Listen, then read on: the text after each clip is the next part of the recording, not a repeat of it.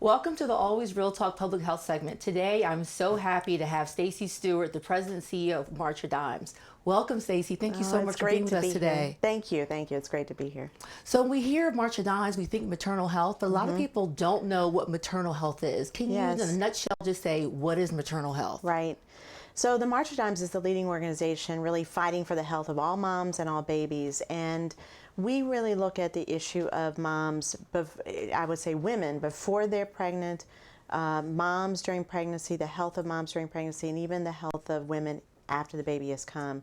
So when we look at maternal health, we're really looking at a sort of a life course continuum. Okay. We're looking at women's health throughout the process of them getting to the point of conception, through pregnancy successfully, and making sure that they're even healthy after the baby comes, which we know today in this country we have big issues with maternal mortality and morbidity. Yeah, that's good to know. I don't think people think of it or conceptualize it like that. Right. So in terms of looking at maternal health, how does DC compare to the DC area compared to other regions, maybe even internationally? What does that look like? What the data telling us? Well, just let me start nationally. What we know about the issues of maternal health as defined by these metrics of maternal mortality and morbidity. So women that die as a result of pregnancy and childbirth or come close to death. Nationally, we're not doing well in the U.S. So our rates, especially when you look at other developed, highly developed countries, very wealthy countries, our rates of maternal mortality have been increasing, in fact have doubled over the past 25 years, when just about every other highly developed nation's rates have been declining.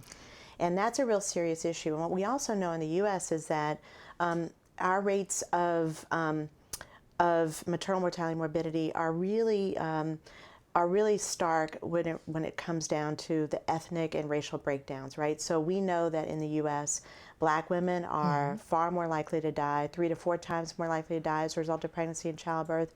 If you're a woman over 30, that rate goes up to, if you're a Black woman over 30 compared to a white woman over 30, that rate goes to 4 to 5 times more likely. You're more likely to die as a result of pregnancy and childbirth.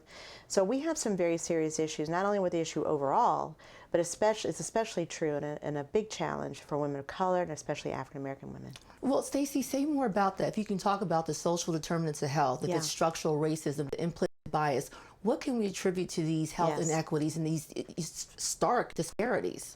Well, the CDC has really said a few things. One is that in most of these cases, about 60% of the cases of maternal death, they probably could have been avoided. They probably could have been avoided because, and they probably occurred because of delayed or misdiagnoses, because of healthcare providers not really understanding or responding appropriately to symptoms as they may have been presented by a woman, especially an African American woman of color. So we know that there are some systemic failures that are creating these challenges and are causing these problems in the first place.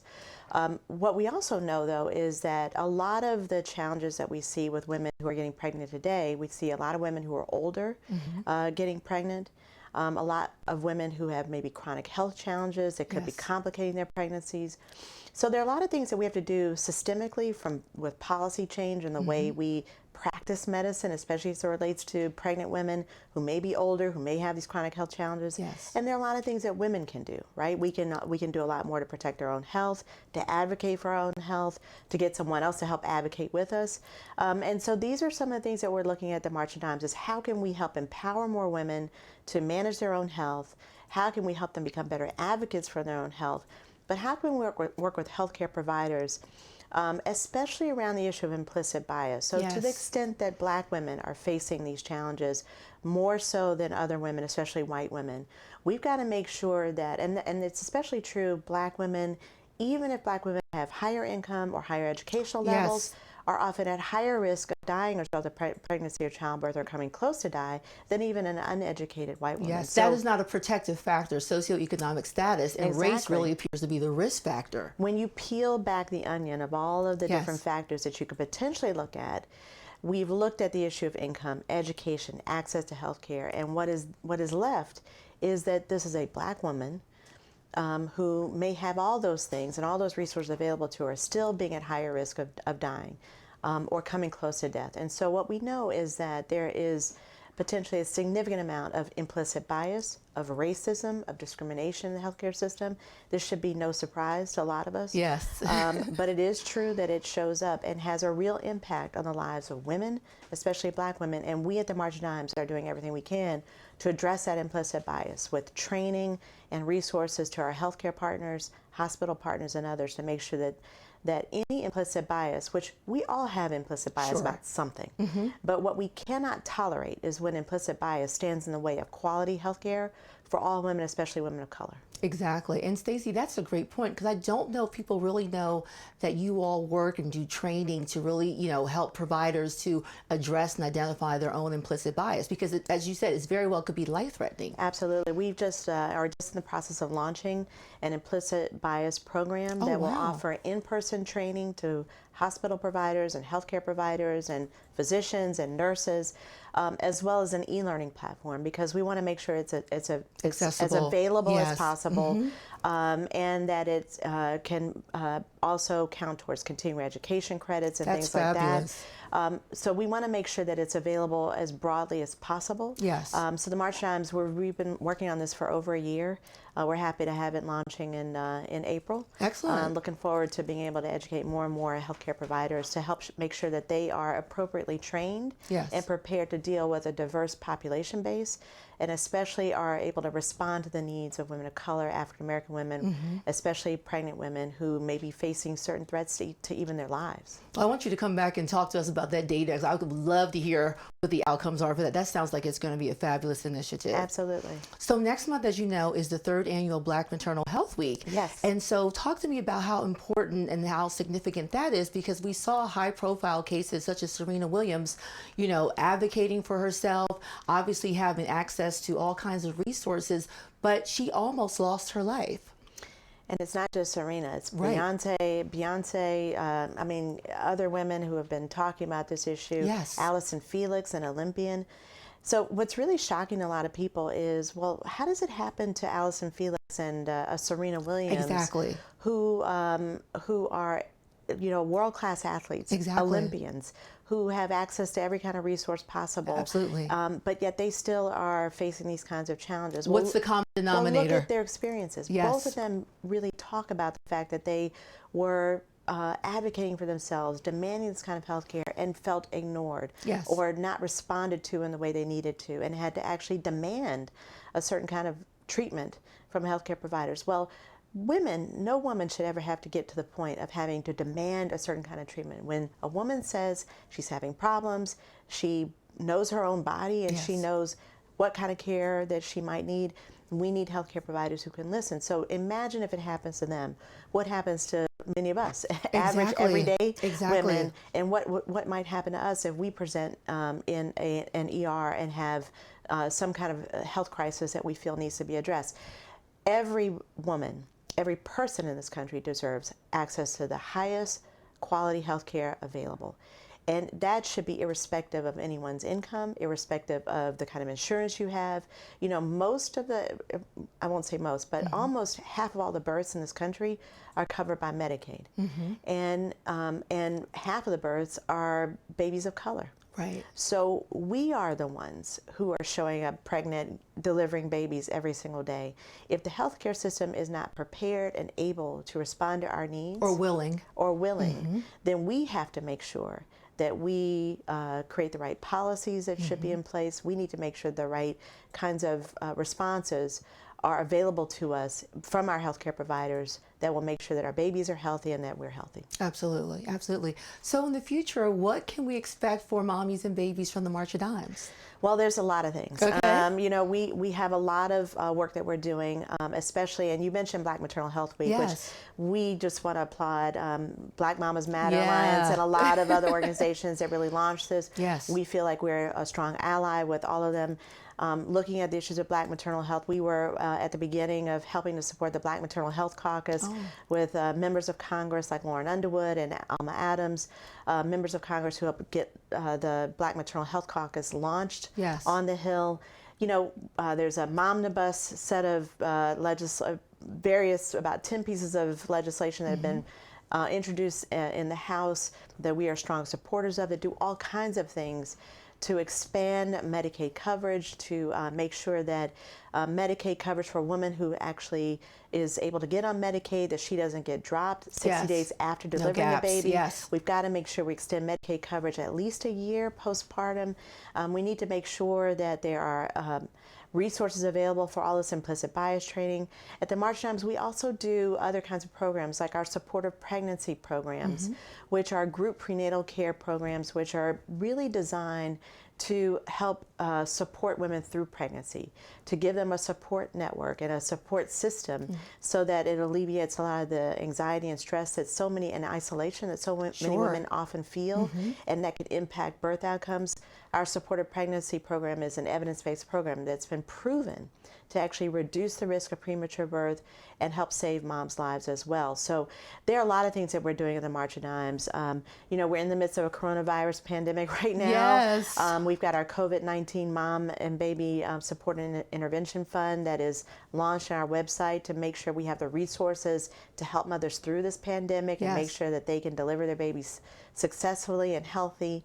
And so there's a lot that the March Times is doing. It's been just, you know, my pleasure and my honor to lead this organization and to keep us on the forefront of making sure that we can continue to fight for the health of all moms and babies. Excellent. Sounds like you guys have so many things that are going on, very comprehensive, very robust. I thought I knew a lot about the March of Dimes, but a lot of things I'm learning from you today, so that's awesome. Yeah, well, we have a lot of great partners here. We can't do this without the public support, and we can't do it without, you know, all the partners that we work with. We don't do it alone. We've got a lot of folks in this fight, but we need more. We need to make sure that the maternal and infant health crisis that this country is facing, even pre-pandemic, that when we ever get back to this place of normalcy, what we worry about is that we'll still find ourselves in this crisis of moms and babies. We'll still find ourselves as this country that is the most dangerous developed nation in the world in which to give birth, and that again was the case pre-pandemic.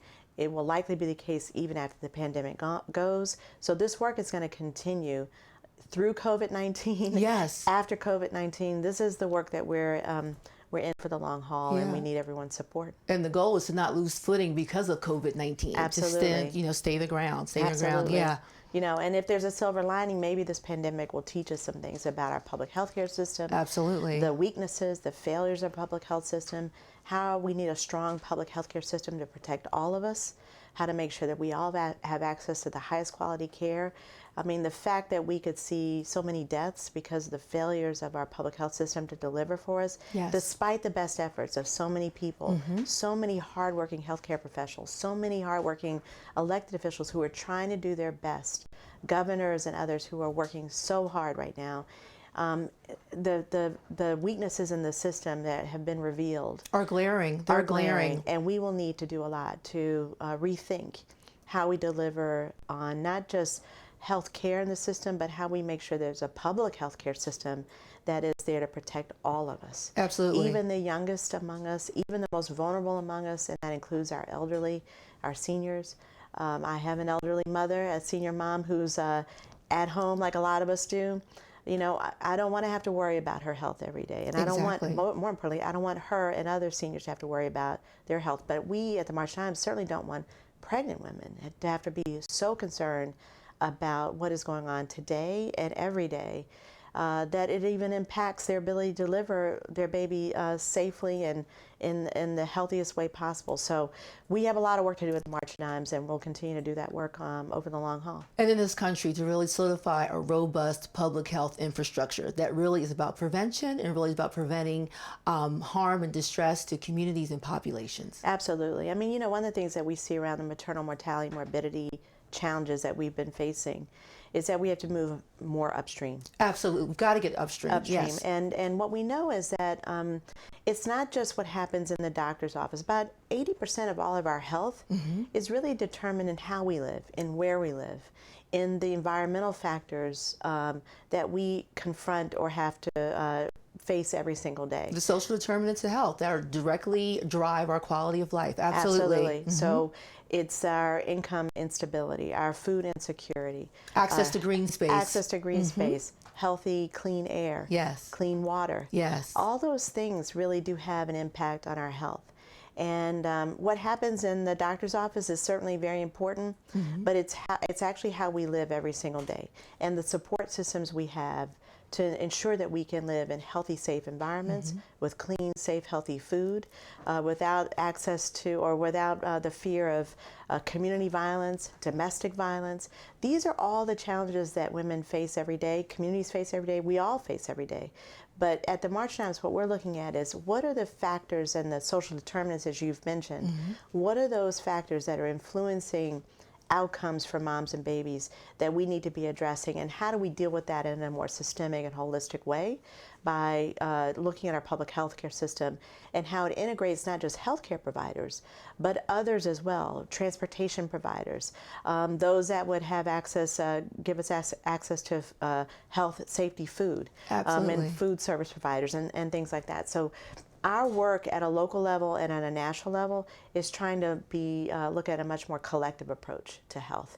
Our collective impact approach is really around bringing all those partners together, because in some way, all those partners around local health, local and state health officials, and a whole range of other folks that deal with our public systems actually do influence our health and how we live, and we need to involve them in the conversation around maternal health and infant health as well. Absolutely. No man or woman is an island. So absolutely. Yes. Well, thank you so much, Stacey. This has been wonderful. I could just talk to you for hours. I know. But absolutely loved it, enjoyed it, and I've learned so much. Thank you. It's really great. Thank you. Thank you for coming on today. Thanks.